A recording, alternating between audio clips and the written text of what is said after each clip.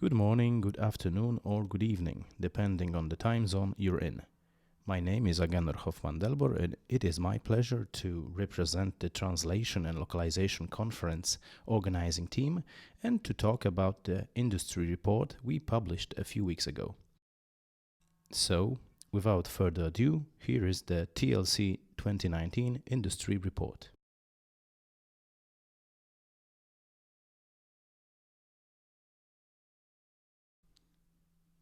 Let me start by introducing the background of the report.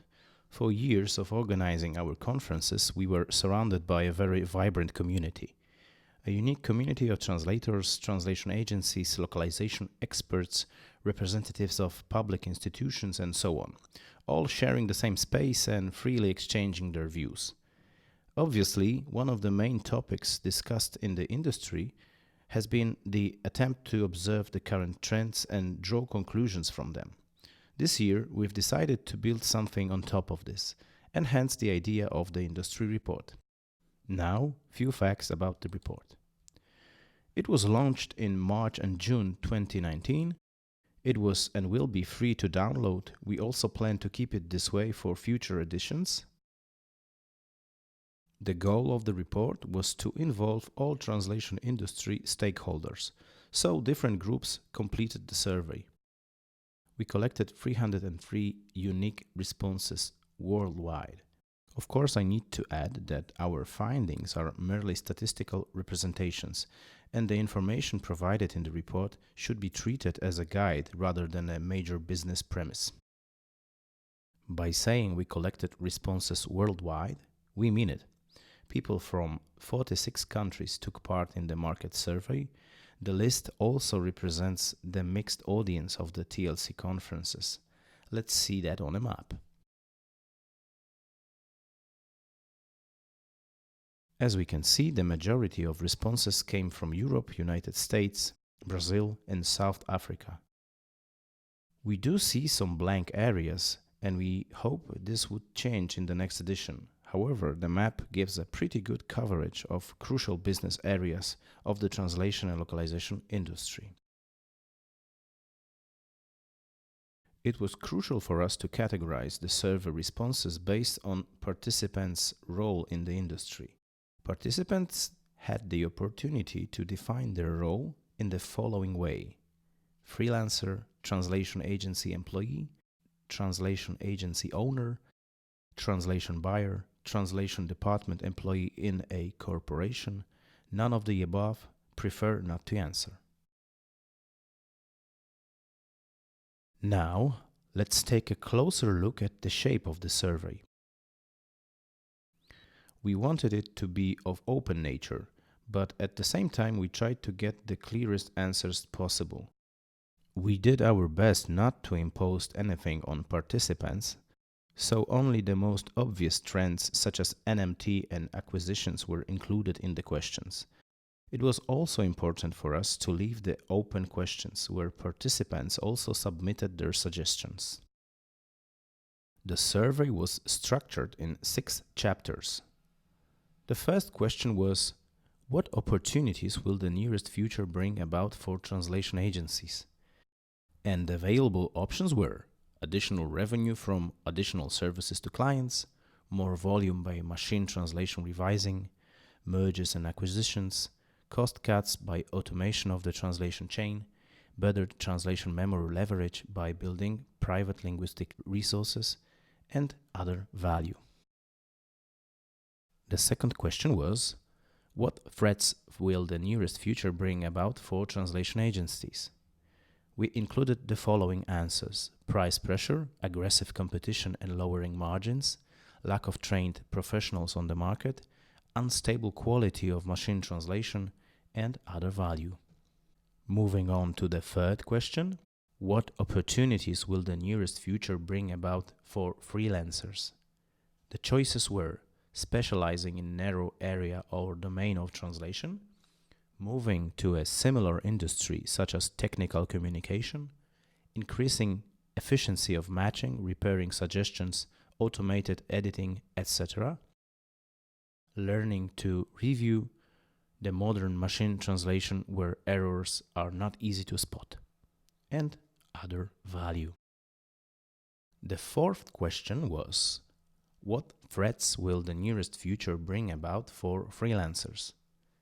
And the possible answers were price pressure, aggressive competition and lowering margins, lowering demand for human translation in comparison to machine translation, unstable economy or global geopolitical trends, and other value.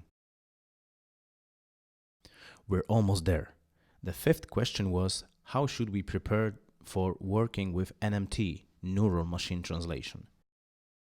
The choices were, get a training regarding working with NMT, train your own MT engine, test various NMTs available on the market and plugins available for CAD tools, and other value. And finally, the last question was, what trend will play the greatest role in the nearest future? We asked participants to choose between the following answers: machine translation and AI-based work, monetization of linguistic resources, changes in the demand for business languages due to people migration and global economy, and other value. The next chapter was all about the opportunities in the nearest future. It was extremely interesting to see if freelancers and agencies see them in a different way, how the answers reflect that. So, let's find out how the hope for the industry is split between several categories. It was obvious that some points are relevant only to freelancers and some to translation agencies. That is why the available answers were slightly different for both groups. For the translation agencies, we provided the following sample answers: additional revenue from additional services to clients, more volume by machine translation revising, mergers and acquisitions, cost cuts by automation of the translation chain, better translation memory leverage by building private linguistic resources, and other value.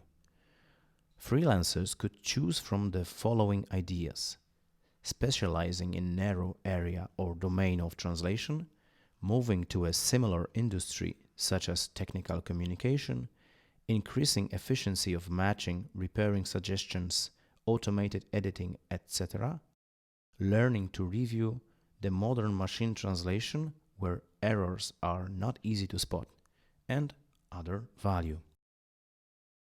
Agencies obviously see machine translation as the strongest opportunity nowadays.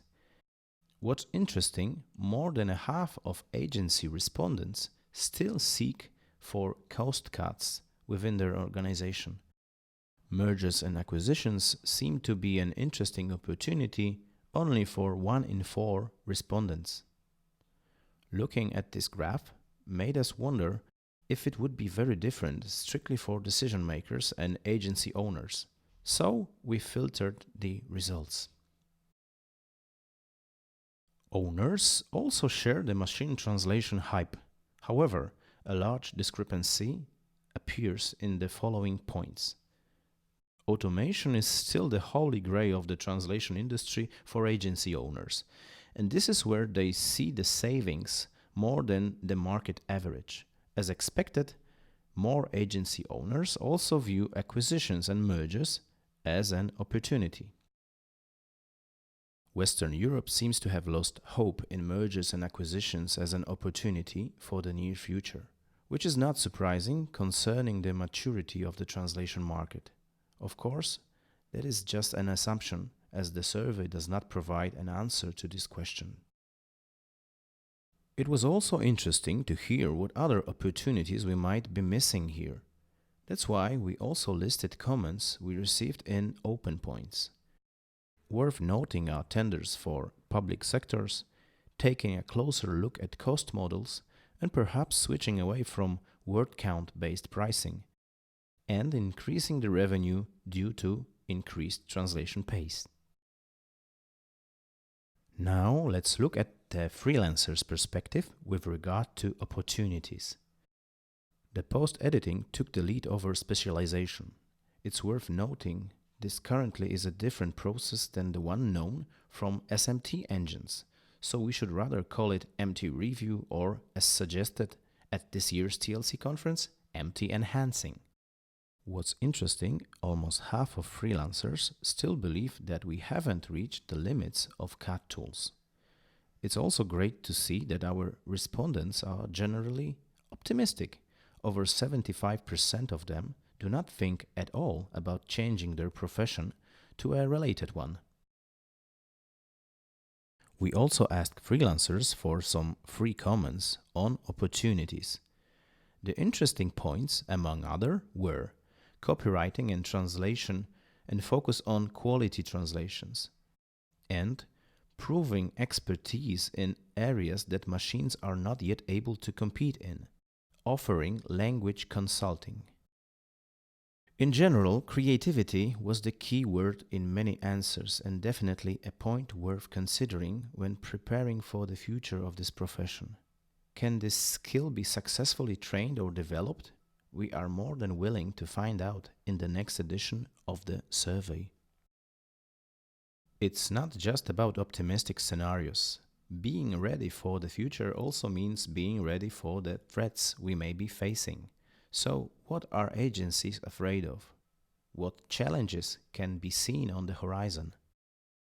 Unfortunately, this chart gives a disturbing picture of the industry. 4 out of 5 agencies feel threatened by price wars and failing margins. More than a half of the respondents still do not feel confident about the quality of the machine translation engines, while the survey also shows MT as an opportunity to survive in a world of large volumes. It looks like agencies don't really like investing in MT, and they don't feel safe about it, but they do it anyway. What about freelancers? What's the biggest threat? Again, declining rates and price pressure to an even more shocking degree than agencies. About half of the freelancers don't feel secure about competing with machine translation. Although it is worth to say there are many cases where MT increases the overall volume of translations and creates demand for translations. Even the world seems crazy recently in terms of geopolitical situation. Freelancers feel it has little influence on their work life. Very interesting point worth noting is that almost no agencies and freelancers mention text quality issues as one of the pain points of their work. So what about the future? Are we all on the same page with the most important trends? AI and MT are undisputed kings of the discussion. It's been here for a while and it's not going away. There is no other trend on the horizon that would cause so much excitement, anxiety, and confusion at the same time. The last 2 years have turned the translation market upside down. It will be really interesting to see what the next couple of years will do. Last but not least, even though it was not the aim of the survey, we also collected data on the browser usage, as the browser always sends its name to the server. The translation industry seems to be very difficult for Microsoft's Edge browser. That's about it. There are more graphs and results in the survey, and I kindly encourage you to take a look. It's free, there are no adverts, payments, or any hidden subscriptions involved. We would love to hear your thoughts at info@translation-conference.com. I also invite you to take part in the future editions of the survey. To do this, simply join the conference mailing list. Thank you very much, and I hope to see you at the TLC 2020 conference in Warsaw, which will be announced soon. If there are any questions regarding the report or my presentation, I would be more than happy to answer them now. Thank you.